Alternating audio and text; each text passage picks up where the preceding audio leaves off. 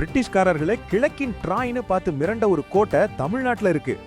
800 அடி செங்குத்தான மலையில கட்டப்பட்ட அசைக்க முடியாத செஞ்சி கோட்டை தான் அது. இது சாதாரண கோட்டை இல்ல, 3 பெரிய மலைகளையும் இணைக்கிற 13 கிலோமீட்டர் நீளமான பிரம்மாண்ட மதில் சுவர் இது. இந்தியாவிலேயே யாராலும் எளிதில் அழிக்க முடியாத கோட்டைன்னு மராத்திய மன்னர் சிவாஜியே இதை சொல்லியிருக்காரு.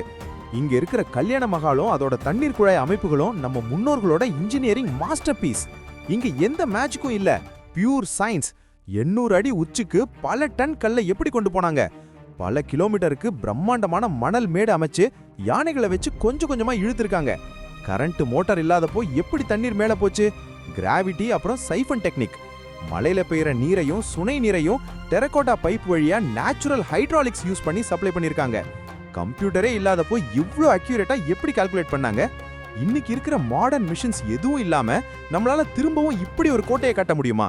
உங்க தியரியை கமெண்ட்ல சொல்லுங்க. இந்த மாதிரி ஒரு பிரம்மாண்டமான இன்ஜினியரிங் மாஸ்டர் பீஸ் இருக்கிறதுனால தான்